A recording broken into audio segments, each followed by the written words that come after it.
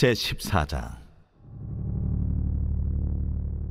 삼손이 딥나에 내려가서 거기서 블레셋 사람의 딸들 중에서 한 여자를 보고 올라와서 자기 부모에게 말하여 이르되, 내가 딥나에서 블레셋 사람의 딸들 중에서 한 여자를 보았사오니 이제 그를 맞이하여 내 아내로 삼게 하소서.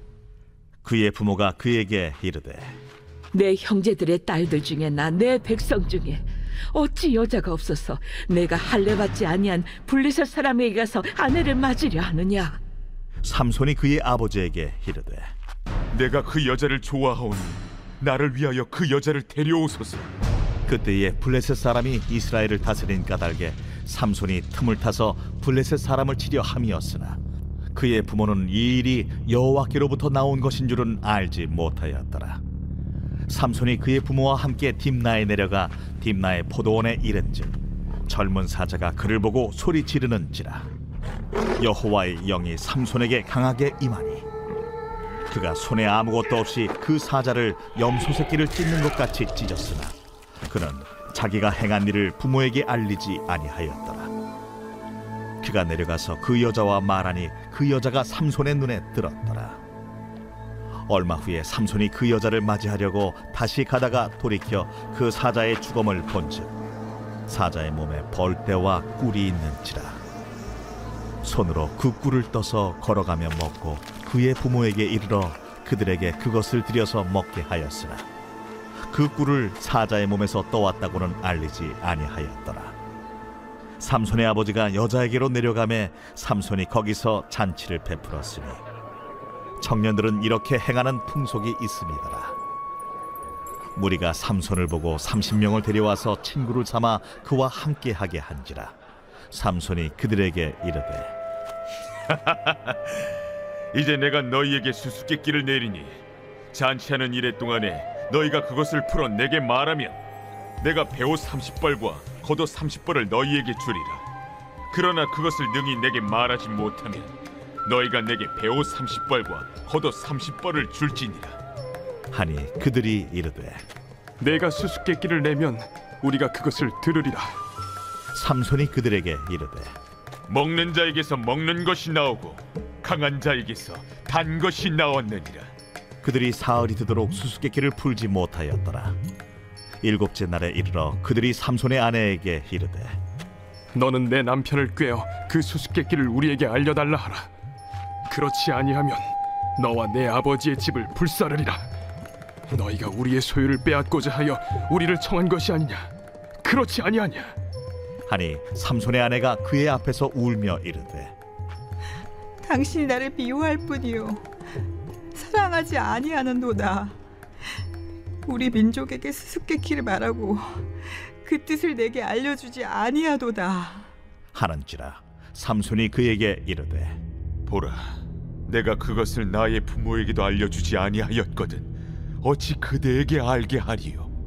하였으나 7일 동안 그들이 잔치할 때 그의 아내가 그 앞에서 울며 그에게 강요하므로 일곱째 날에는 그가 그의 아내에게 수수께끼를 알려주매 그의 아내가 그것을 자기 백성들에게 알려주었더라. 일곱째 날 해지기 전에 성읍 사람들이 삼손에게 이르되, 무엇이 꿀보다 달겠으며 무엇이 사자보다 강하겠느냐? 삼손이 그들에게 이르되, 너희가 내 암송아지로 밭 깔지 아니하였더라면 내 수수께끼를 능히 풀지 못하였으리라. 여호와의 영이 삼손에게 갑자기 임하심에 삼손이 아스글론에 내려가서 그곳 사람 30명을 쳐 죽이고 노략하여 수수께끼 푼 자들에게 옷을 주고 심히 노하여 그의 아버지의 집으로 올라갔고 삼손의 아내는 삼손의 친구였던 그의 친구에게 준 바 되었더라. 샬롬, 반갑습니다. 오늘은 나의 약점을 다스리라 라는 제목으로 함께 하나님의 말씀 나누겠습니다. 대부분의 부모는 자녀가 훌륭한 사람이 되기를 기도합니다. 삼손의 부모님도 다르지 않았습니다. 사사로서 훌륭하게 역할을 감당할 것이라 기대했습니다. 그러나 삼손은 그 기대를 채우지 못합니다. 사사기 13장부터 16장까지는 모두 삼손에 대한 기사입니다. 13장에서 삼손의 출생을 읽어보면 이제 귀하게 쓰임 받겠구나 하는 기대를 해봅니다. 그러나 14장부터 쭉 읽어보면 그런 기대와는 정반대로 삼손은 여자 꽁무니만 쫓아다니는 일에 인생을 탕진하고 있음을 보게 됩니다. 우리는 여기에서 기대했던 영웅의 몰락을 봅니다. 우리도 이럴 경우가 있습니다. 하나님이 물질의 복과 건강의 복도 많이 주시고 기대를 잔뜩 하셨는데 삼손처럼 삼천포로 빠지는 사람들이 있을 수 있습니다. 사람에게는 누구에게나 강점이 있는가 하면 약점이 있습니다. 그러나 실패자는 이 약점을 다스리지 못한 사람이 아닐까요? 우리는 약점을 잘 다스리고 강점으로 일하는 사람들이 되시기를 바랍니다. 첫 번째, 우리는 먼저 내가 누구인지를 알아야 합니다. 8절에 보니까 얼마 후에 삼손이 그 여자를 맞이하려고 다시 가다가 돌이켜 그 사자의 죽음을 본즉 사자의 몸에 벌떼와 꿀이 있는지라. 삼손은 자신이 나시린이라는 것을 잘 알고 있습니다. 나시린은 먹어서는 안 되는 것이 있고 만져서는 안 되는 것이 있습니다. 사자의 시체를 만져서도 안 되고 사자의 시체에서 꿀을 먹어도 되지 않습니다. 이처럼 자신의 신분을 망각하고 있었습니다. 우리는 내가 누구인지 우리 자신의 신분을 망각하지 말아야 합니다. 하나님께서 나를 사랑하셔서 나를 자녀 삼아 주셨고 나를 이까지 인도하셨다 하는 자긍심만 있어도 넘어지거나 실패하지 않을 것입니다. 전도서 2장 9절에 보면 오직 너희는 택하신 족속이요 왕같은 제사장들이요 거룩한 나라요 그의 소유된 백성이니 이는 너희를 어두운 데서 불러내어 그의 기이한 빛에 들어가게 하신 자의 아름다운 덕을 선전하게 하려 하심이다 라고 말씀해 주셨습니다.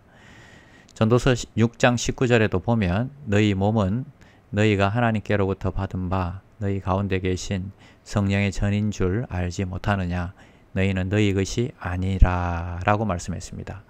우리가 가진 모든 것은 나의 것이 아니라 하나님의 것이고 하나님을 기쁘시게 하고 하나님께 영광 돌리는 일에 드려져야 한다는 것입니다.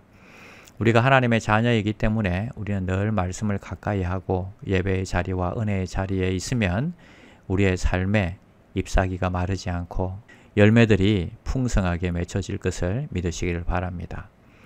두 번째는 약속에 대한 소망을 잃어버리지 말아야 합니다.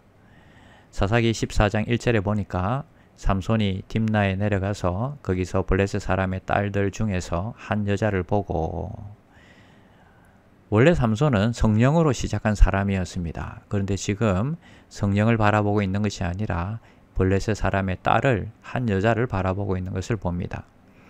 사사기 14장 6절에 보니까 여호와의 영이 삼손에게 강하게 임하니 그가 손에 아무것도 없이 그 사자를 염소 새끼를 찢는 것 같이 찢었으나 삼손에게는 성령의 임재가 있었습니다. 그는 성령의 사람이었고 성령이 그 안에 내주하고 있었습니다. 그런데 그의 눈길은 성령을 향하고 하나님을 향하는 것이 아니라 여인에게 흘러가고 있습니다. 자연히 사명이 흐려지고 자신의 약점인 이성의 문제가 꿈틀꿈틀 흘러나오고 있는 것입니다.